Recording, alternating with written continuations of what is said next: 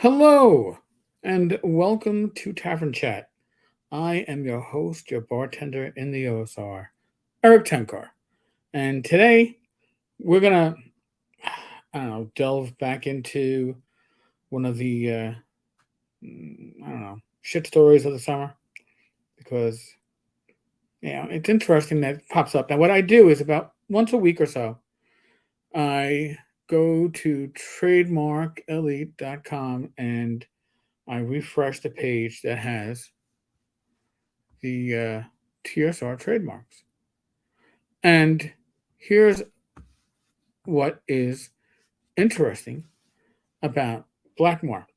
So, Blackmoor, which is, I believe, was applied for under three classes: games and playthings, gymnastic and sporting articles not included in other classes, and decorations for Christmas trees.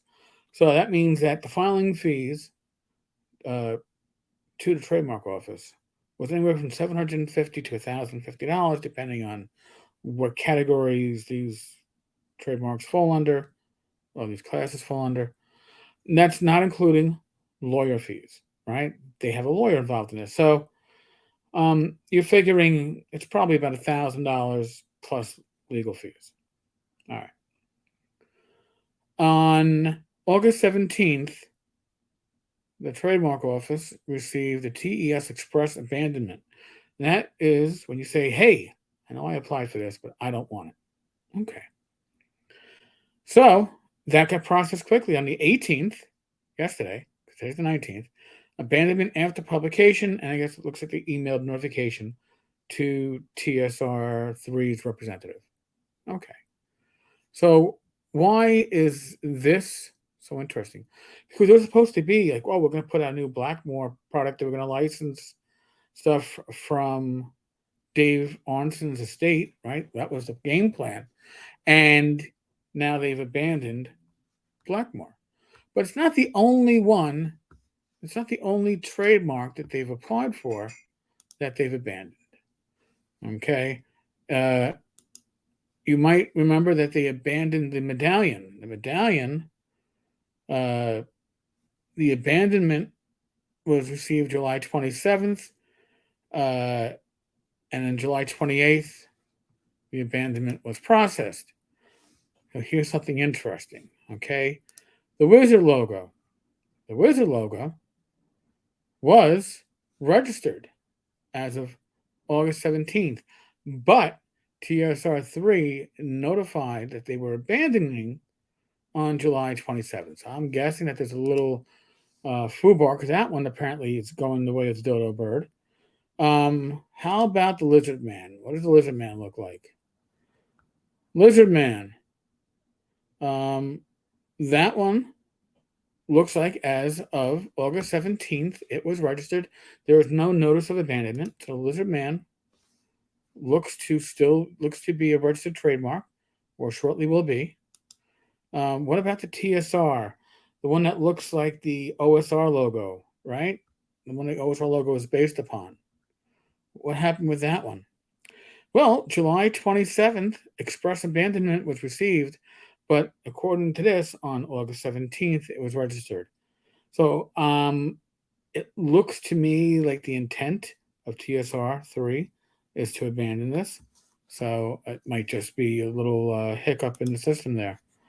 What else? Okay, so TSR with the wizard logo and the moon logo. How's that one look? Um, that one, no statement of abandonment has been received. That's July 27th. Statement of use was accepted. So it looks like that one will probably be registered soon. So what else are we looking for from them? Oh, that's right, Star Frontiers. Well, Star Frontiers hasn't been updated since June 22nd. On June 22nd, uh, statement of use required from applicant. Now, here's what I find interesting. When Purple Hat, Evil Hat, I say Purple Hat because all I think is Fred Hickson's purple hair. When Evil Hat was registering the trademark for Star Frontiers, This is the step where they never progressed beyond. They never got their statement of use entered. And so it basically got abandoned.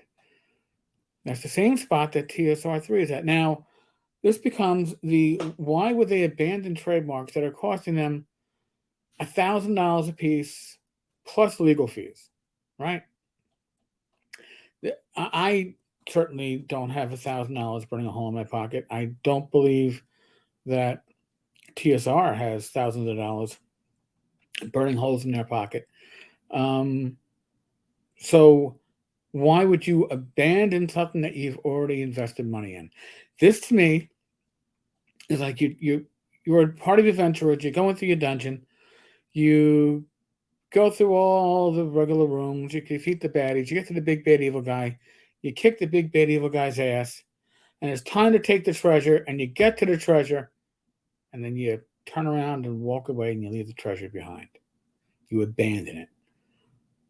Right? You've already spent your cost to get there, and whatever hit points, spells, gold. Right? You expended expenditures to get there, and you've gotten to the point where all you have to do is just basically take the treasure. All you need to do is give you a statement of use, or you've already done that. You've already got the treasure, and now you go, oh, you know what? We'll just put it back. We'll just put it back. So we haven't heard about any C&D being issued, and I don't know if there was a C&D issued. I suspect there was a letter received.